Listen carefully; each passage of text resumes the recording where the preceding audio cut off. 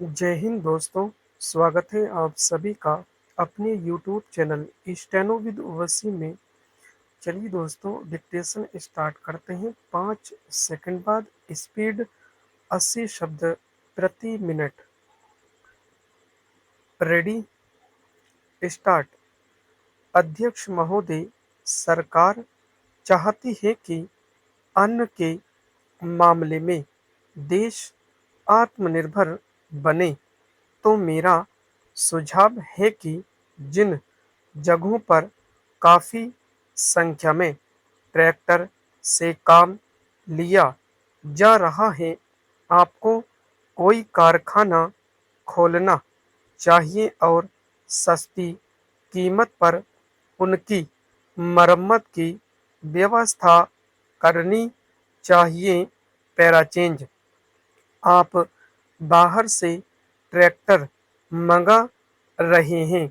मैं समझता हूँ कि यह सारा रुपया व्यर्थ व्यय किया जा रहा है।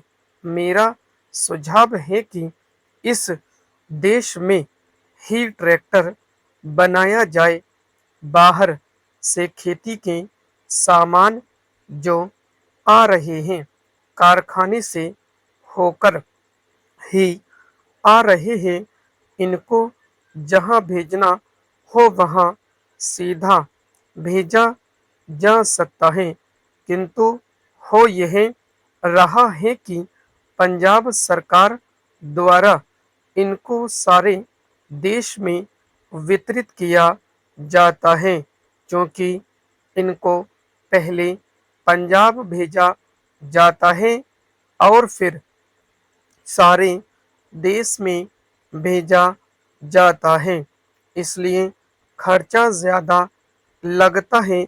खर्चा कम करने के लिए, लागत कीमत कम करने के लिए यह आवश्यक है कि इनको सीधे भेजा जाए। मैं समझता हूँ कि इसमें कोई औचित्य की बात नहीं है। इस पर भी आपको विचार करना चाहिए। पैराचेंज, आपको किसानों की सहायता करनी चाहिए। उनकी हिम्मत आपने तोड़े। हमें चाहिए कि उनको हम सस्ते दामों पर खाद दें, बिजली दें, बीज दें और पानी भी दें। लेकिन ऐसा न करके हम देख रहे हैं कि हर चीज़ के दाम बढ़ाए जा रहे हैं।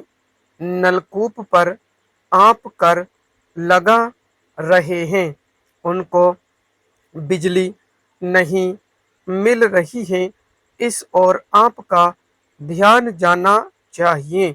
वास्तव में आप कृषि की उन्नति चाहते हैं तो सिंचाई और बिजली का काफ़ी इंतज़ाम होना चाहिए। जब तक सिंचाई और बिजली का इंतज़ाम नहीं होगा, तब तक खेती की उन्नति नहीं हो सकती। अब तक सिंचाई और बिजली तो एक मंत्री के हाथ में है, लेकिन कृषि दूसरे मंत्री के हाथ में है। ऐसा नहीं होना चाहिए। सिंचाई, बिजली और कृषि अगर किसी एक मंत्री के हाथ में हो तो खेती की उन्नति का काम सरलता से हो सकता है। मेरा निवेदन है कि इस ओर भी आपका ध्यान जाना चाहिए। समाजवादी समाज की रचना की बात बहुत कही जा रही है। गरीबों को दूर करके हम सबको बराबर लाना चाहते हैं, लेकिन देश में गरीबी आज भी बढ़ती जा रही है। मैं यह नहीं कहना चाहता हूँ कि हमारे देश में सरकार ने कुछ नहीं किया। Para change. अध्यक्ष महोदय, बहुत कुछ किया है, लेकिन महंगाई बढ़ती जा रही है और इस कारण से जो देश की खेती की या किसानों की उन्नति हुई भी है, वह महंगाई के कारण समाप्त हो गई है। तो ऐसी स्थिति में अगर हम किसान को अन्न की उसकी पैदावार की कीमत अधिक नहीं देंगे तो हमारे देश का कल्याण नहीं हो सकता है। मैं कोई यह नई बात नहीं कह रहा हूँ। पहले अमेरिका में यही किया गया जब वहाँ पर खाद्य समस्या के कारण लोग परेशान थे। हमारे यहाँ भी उसी से कल्याण होगा। हम देख रहे हैं कि सरकार के प्रयत्नों के परिणाम भी अच्छे निकलने लगे हैं, लेकिन दुख इस बात का है कि इस वर्ष सर्दी के मौसम में वर्षा नहीं हुई। फलस्वरूप इस वर्ष जो पैदावार है वह उतनी नहीं है। इसका कारण वर्षा का न होना है। कुछ लोग कहते हैं कि इस वर्ष भी जो पैदावार है पिछले वर्ष की पैदावार के बराबर हो जाएगी, लेकिन अगर वर्षा हो जाती है तो निश्चय ही हमारी स्थिति बुरी अच्छी हो जाती है। Para change.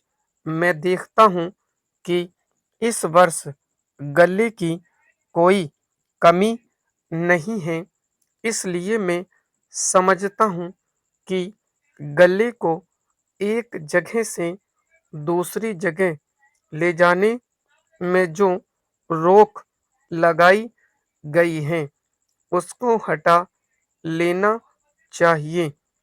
अभी हमारे राज्य में बड़ा अकाल पड़ा हुआ है, लेकिन वहाँ पर गल्ला भेजने की कुछ व्यवस्था की गई है और लोगों को गल्ला मिल रहा है।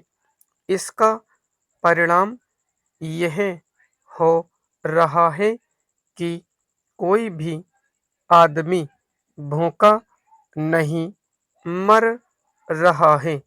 पिछले 2 वर्ष में कोई आदमी भूखा नहीं मरा। यह हमारे देश की सरकार के लिए बड़े ही संतोष की, बड़े ही गर्व की बात है। यदि अन्न की उपज हमें बढ़ाना है तो हमें पानी का इंतज़ाम करना चाहिए। आज वर्षा की बहुत कमी है। विशेष रूप से मैं अपने क्षेत्र की बात आपको बतलाना चाहता हूँ। 20 वर्ष पहले जितनी वर्षा होती थी उतनी ही वर्षा आज भी होती है। वहाँ नहर भी है, लेकिन नहर का पानी वहाँ नहीं जाता है। नहर के पानी को आगे ही रोक लिया जाता है। बांध भी बना है, किंतु हमारे राज्य के लिए पानी नहीं दिया जाता है। इसका परिणाम यह होता है कि पानी न मिलने के कारण लोगों को काफ़ी परेशानी का सामना करना पड़ता है। कुछ लोगों ने नलकूप भी लगा लिए हैं, जिससे लाभ भी हुआ है। स्टॉप। दोस्तों, डिक्टेशन पसंद आई तो लाइक, शेयर और सब्सक्राइब करें। देखिए, आपसे मैं एक बात बताना चाहता हूँ, यदि आप चैनल सब्सक्राइब नया भी करेंगे, लेकिन आपको डिक्टेशन ज़रूर लिखना है, क्योंकि एसएससी स्टेनोग्राफर का नोटिफिकेशन आ गया है। आपकी 6 अगस्त से 11 अगस्त के बीच परीक्षा है, तो इसलिए आप लोग अभी से डिक्टेशन लिखते रहेंगे, लिखकर पढ़ लिया करो। चाहे आप मैटर ना भी बनाइए, कोई दिक्कत नहीं, लेकिन आपको लिखकर पढ़ना है ताकि आप रिदम में रहें। क्योंकि किसी भी रिटन हो या शॉर्ट हैंड हो, कोई भी हो, कुछ भी हो, तो रिदम में रहना बहुत ज़रूरी है। यदि आप शॉर्ट हैंड छोड़ देंगे तो आपकी स्पीड खुद ही कम हो जाएगी। इसलिए मैं आप सभी से मेरी रिक्वेस्ट है, आप डिक्टेशन को लिखना है और पढ़ना है। आप मेरे Telegram group steno with Wasim search करके भी जुड़ सकते हैं। वहाँ पर आप लोग मेरा कंटेंट देख लीजिए। यदि आपको कंटेंट अच्छा लगे तो आप मेरे ग्रुप से जुड़े रहें। धन्यवाद दोस्तों।